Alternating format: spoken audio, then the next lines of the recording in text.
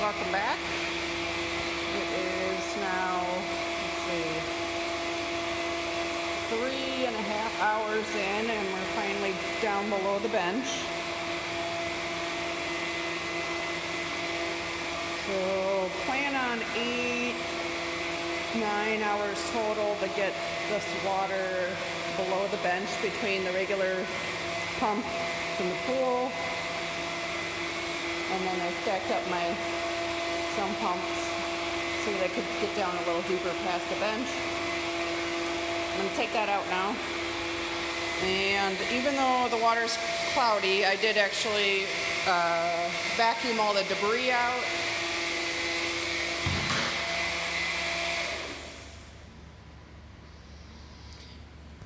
Finally, that thing's been going for hours now, so it's been kind of annoying. Vacuumed all the debris out of the bottom of the pool. That was settled. It'll obviously settle again. And I'll continue to vacuum. You can see the water's still cloudy. That was kind of why we're here in the first place, emptying the pool, even though it's just because we had some algae overgrowth. Because a pipe burst, water filtration wasn't occurring for about 4 to 5 days. We didn't really know what was going on, and then all of a sudden it just took over. So we're a year into owning the pool. My staff is asking me if I would like to actually just sell the pool, if we could sell the pool on Facebook, because it has been a little bit of a pain in the butt, but it's also been a great therapy tool. So I'm going to take my sump pump out here.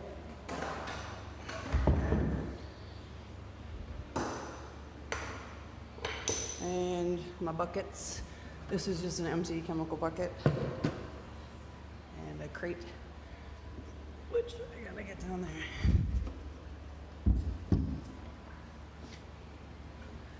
I just showered, so I'm not going to get back in the pool. And so we're going to start pumping clean water in.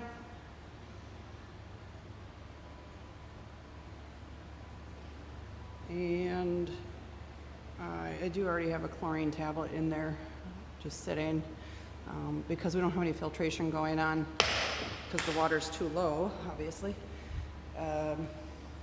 Just wanted to keep that chlorine kind of high for now, especially because the water's concentrated.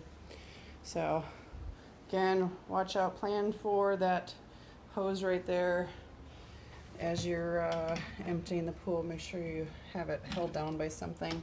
And I actually had to block it because that was a heavy chemical bucket, a 25-pound bucket that held it down. So I'm just gonna go back here and hook this up. I'm not left-handed, but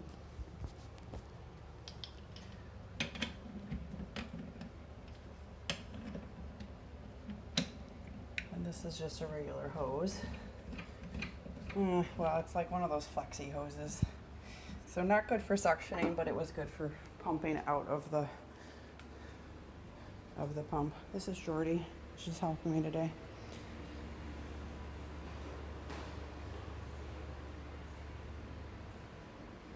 And we just have just enough room. Because that water is going to come out pretty hard, I like to do this, and I just like to sit it in the skimmer here, and then I hold it down with the lid. And this is just an empty bucket, so just enough to hold it down but not block water flow. That way my hose doesn't fall out. I know, rigged. I could just get a couple more feet of hose, but this is a 25-foot hose. I'm gonna just go for cold water right now. I'm gonna assume that my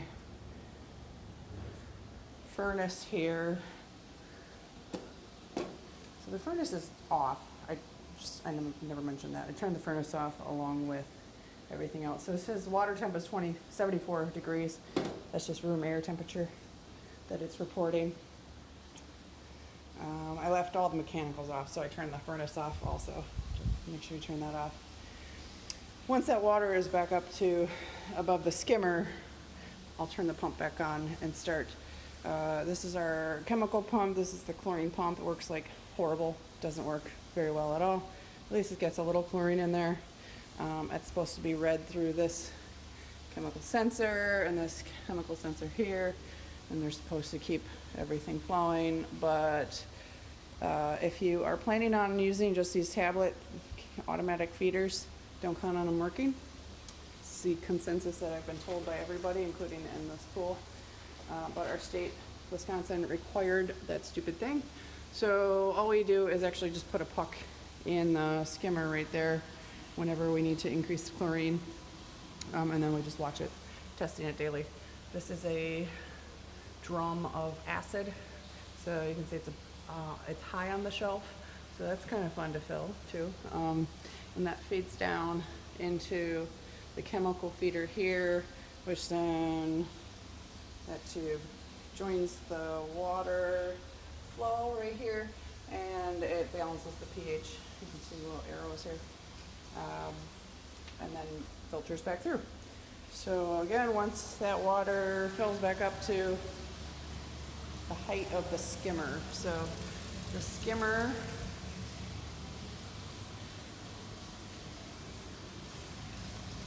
you can see the water pouring out of that right there. So once the water gets to that high, I'm gonna start turning on that filtration system back on. I'm gonna fill this for a little bit. I gotta go somewhere, so I'm gonna I'm gonna just get ready and go, and then I'll turn it off when I leave, just because I don't trust any of this at all. And I will be back tomorrow to fill the rest of this, and hopefully I can fill this whole pool in a day, because tomorrow's Sunday, and then hope to be back in business already by Monday, given that the pool has good chemical balancing. And hopefully this cloudiness clears up as we start to filter again. And I'll make sure that I also change my, clean up my filter before I start everything again. So actually, while it's off, I might as well do that. So just a how-to. One of the fun things of owning a pool is just I would turn the power off right here, making sure that the water's not running. Release all the do the release valve here, and then there's this little twist off, and then you can, once that's loose, you wiggle and swear at it a little bit. You can't be a weenie, really. Gotta put you down, because that's not gonna work.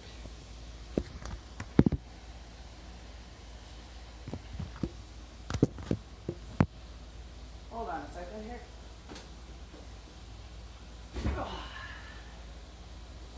I can grunge it down a little bit. And so there you go. That is the, I got that loose. And then this actually can just stay there. The filter actually just slides right off of that black thing. And you can see it's empty. And the filter does have some debris in it, which is good. That means it's actually clearing out that cloudiness. But I just used my hose for filling the pool, so I'll have to steal that to hose this down and then put it back in. So hose that off, put it back in, and hopefully we're ready to go tomorrow.